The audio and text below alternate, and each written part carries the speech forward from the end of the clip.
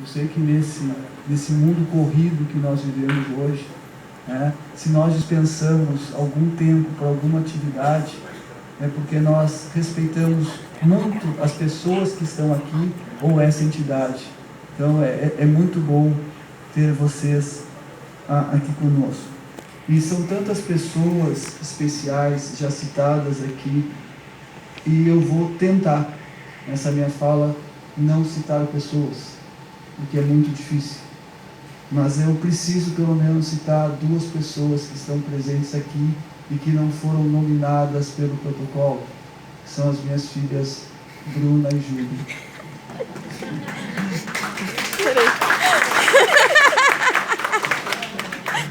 Bom, na semana passada, que a gente sempre se prepara para alguma coisa, uma atividade, ela acaba saindo melhor e bem feita. Então, na semana passada, eu comecei a pensar no que eu ia falar hoje à noite. E comecei a listar assuntos e a listar temas importantes. E aí, na terça-feira, quando acabou nossa reunião de diretoria, eu fui nas minhas anotações e vi que mais ou menos a minha fala demoraria umas 3 horas. Ia ser mais ou menos como Fidel Castro falando assim, discurso de Fidel Castro. E aí eu pensei, bom, vou ter que fazer como se faz mala. Isso é uma das lições que a gente aprende na vida, né? Como fazer uma mala. A gente separa toda a roupa, coloca em cima da cama, a metade a gente bota na mala, a metade a gente guarda. A gente vai usar no máximo a metade do que a gente imagina que vai usar. Isso não significa que o meu discurso vai durar 1h30, podem ficar tranquilos. Eu vou procurar usar bem menos tempo do que isso. Eu acredito que muito do que eu gostaria de falar aqui hoje não vai soar necessário para o ouvido das pessoas que estão aqui. Tudo que eu preciso falar sobre educação, para vocês que estão aqui hoje, é absolutamente lógico, racional e indiscutível. Todos aqui que estão nessa sala sabem que só é através da educação que nós vamos construir um Brasil melhor, que só é através da educação que nós vamos conseguir ser efetivamente um país desenvolvido. Então, esse discurso, que seria grande parte da minha fala, eu acho que esse público acaba se tornando desnecessário. É óbvio, e aqui isso vai perpassar um pouco a minha fala, que a reforma da Previdência é necessária, a reforma tributária é necessária, que a reforma política precisa ser feita e vai ajudar muito esse país. Mas enquanto nós não fizermos da educação uma prioridade do nosso país e não tivermos políticas de Estado para a educação, nós vamos ficar que nem cachorro. Por mais reformas que nós façamos, nós vamos ficar correndo atrás do rabo e o país não vai crescer. Nós não podemos, e isso me incomoda particularmente muito, nem como presidente Sinep, falo talvez mais como cidadão Bruno, que nós tenhamos um fundo partidário que signifique mais gasto para o país do que as isenções, a imunidade concedida para aquelas escolas que têm filantropia. Eu preciso, a Luciana, nossa mestre de cerimônias, já falou um pouco sobre o passado, né? Eu preciso fazer lembrar algumas questões importantes. E eu quero começar, e é bom a presença do professor Ademar aqui nessa mesa, falando sobre o INSAIS. Uma luta, 4, 5 anos atrás, Ademar, que o Sinep, ladeando outros sindicatos junto com a nossa federação, conseguiu impedir que toda a educação básica superior fosse transformada em concessão do Estado. Existia a tramitação de um projeto na Câmara dos Deputados que transformava todas as instituições superiores de ensino privado em concessões do Estado. E uma luta muito forte foi travada para que a gente conseguisse barrar o INSAIS. Não dá para a gente esquecer, professor Oswildo, eu falei que eu não ia citar nomes, né? E é muito bom ver o senhor com saúde de novo ao nosso lado, viu? Nós tivemos 2, 3 anos atrás, eu sou muito ruim de memória, a nossa briga com o Conselho Estadual de Educação, 4, quem sabe, que não era presidida pela professora Sônia, certamente não teríamos esse tipo de problema, quando o Conselho Estadual de Educação tentou tirar a autonomia das escolas privadas, tentou transformar as nossas escolas em terra de ninguém, e o Sinep foi forte, demonstrou que sem limites não se educa.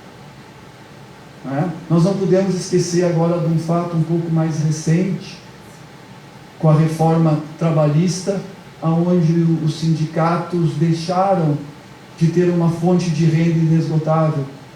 Mas graças a essa diretoria que nós temos aqui, nós conseguimos reinventar o Sinep, e nós entendemos que o sindicato ele só pode existir quando ele é representativo e quando ele presta efetivamente serviço para os associados. Não dá para subir até essa tribuna e não falar de 2016, quando nós inauguramos essa sede. Esse, para mim, é um fato marcante, muito importante. Eu poderia ficar aqui falando muito sobre o que passou, mas eu quero falar um pouco sobre o futuro. Até porque nós temos um planejamento aqui no Sinep, e nós temos muita coisa que nós queremos fazer.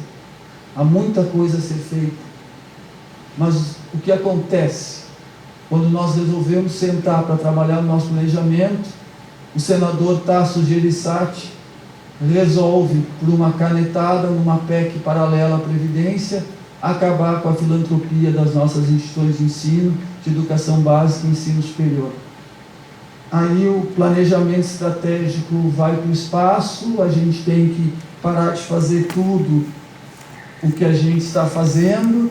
Já comunico a diretoria que na próxima terça vou estar em Brasília, então o professor Dalpiaz vai presidir a reunião. O professor Dalpiaz foi comunicando agora, não conseguimos falar antes.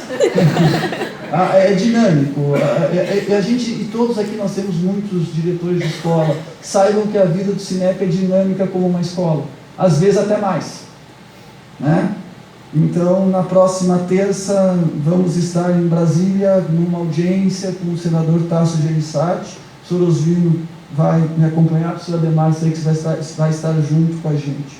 E isso é muito importante, porque eu quero aproveitar e falar para os recém-empossados que não existe a nossa diretoria suplente ou titular.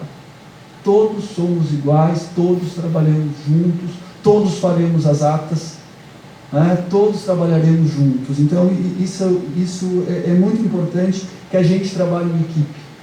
Aqui ninguém trabalha sozinho. Aqui, quando sair alguma coisa, não é o Bruno, não é o Dalpiaz, não é o Osvino, que são aqueles que mais vezes representam, é o Sinep.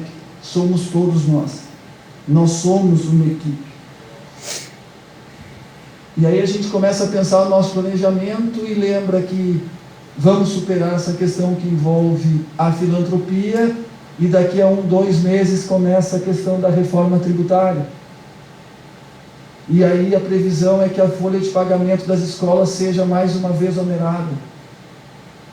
E aí nós temos que, mais uma vez, em parceria com a FENEP, lembrar que o Estado deixa de gastar 200 bilhões de reais por ano em função do serviço que a escola particular, quando eu falo escola, eu falo educação básica, ensino superior, presta para o nosso país. Ou seja, mais uma vez, estão querendo aumentar os nossos impostos, quando na verdade deveriam diminuir os nossos impostos. Mas eu vou agora falar sobre o que está planejado. O Sinep tem uma obrigação. Eu entendo que o Sinep tem uma obrigação de atuar como um farol do ensino no nosso Estado. E eu não falo só da escola privada, eu falo da escola pública também. Nós temos essa obrigação, a capacidade criativa que nós temos tem que ser utilizada para que a gente possa construir uma educação melhor. Nós precisamos, como escola privada, e já fazemos muito isso, estreitar os nossos laços com o Conselho Estadual, com as secretarias municipais, com a Secretaria Estadual, para que a gente possa construir uma educação melhor. Quando a gente fala de educação básica, a rede privada responde somente por 15% dos alunos. Então não resolverá o problema do nosso Estado se nós resolvermos o problema só desses 15%. E quando a gente fala em educação superior, sim, aí nós temos 85% dos alunos da rede privada no ensino superior. E muito importante, quando a gente fala em ensino superior, a gente não pode esquecer da questão que envolve o FIES. Sem financiamento público, nós não vamos conseguir ter o ensino superior que nós precisamos no nosso país. Essa é mais uma bandeira que nós temos que levantar. Eu tenho, nesses últimos 6 anos, e como passa rápido, a gente pensa que hoje, quando fui salvar esse rascunho, no meu computador eu botei ali discurso posse. Eu achei o discurso da posse de 2013. De 2016 eu não achei, eu não sei se eu não fiz, se eu não salvei. Mas como a gente diz, o primeiro discurso a gente salva, o segundo a gente não dá mais bola, o terceiro a gente faz do jeito que dá para fazer. Mas não é uma falta de respeito com todos vocês, eu não me preparar bem para estar aqui nesse dia. E de todas as vezes que eu pude representar o Sinep, cada vez que eu ouvia o nome Sinep ser chamado, eu sentia o respeito e a admiração que as pessoas têm por esse sindicato. E por isso que nós, como diretoria, temos que zelar. Esses 70 anos que foram construídos, eles são muito importantes. Eu comecei agradecendo e eu quero terminar agradecendo. Primeiro, eu quero fazer um agradecimento especial à pessoa que me permite que eu possa passar muitas horas do meu dia, ou alguns dias inteiros, ou às vezes algumas semanas aqui, que é a Cíntia, a diretora do Monteiro Lobato, que me cobre, que consegue trabalhar por mim e por ela para que eu possa estar aqui. Eu quero agradecer aqueles que estão no Sinep antes de mim já. Eu comecei no Sinep em 1995, mas nós temos gente na nossa diretoria que está no Sinep antes de 1995. Eu quero agradecer muito àqueles que estão comigo no Sinep, na diretoria há 6 anos. Eu quero agradecer muito àqueles que estão há 3 anos. E eu quero agradecer muito àqueles que aceitaram o desafio de ingressar agora na diretoria do Sinep. Porque essa, é importante que vocês saibam, é uma atividade não remunerada, é uma atividade pela classe, é uma atividade pela categoria.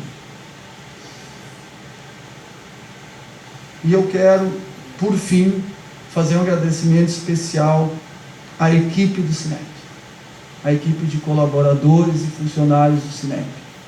Se esse evento, como todos os eventos que o Sinep realiza, ele é perfeito, ele é redondo, as coisas funcionam, é porque nós temos uma equipe de colaboradores incrível. Vocês fazem com que a gente possa aceitar esse desafio todos os dias. Vocês são muito importantes e fundamentais para o nosso trabalho. E eu vou fazer uma inconfidência aqui. Hoje de manhã, eu recebi uma pergunta muito simples. Bruno, tu vai ou não vai tirar a barba para fazer a apresentação hoje à noite? Porque nós achamos que tu fica melhor sem barba. A que ponto nós chegamos? Mas é porque querem o melhor do Sinep. Então, o meu agradecimento muito especial a vocês. E terminando efetivamente a minha fala, e pensei nisso, me inspirando no juramento que os nossos alunos fazem no ensino superior, quando colam um grau, eu vou ousar aqui fazer um juramento. E o juramento é muito simples. Eu prometo, nos próximos 3 anos, fazer da educação a prioridade desse país e seguir na cruzada da defesa da livre iniciativa e da liberdade na educação. Muito obrigado.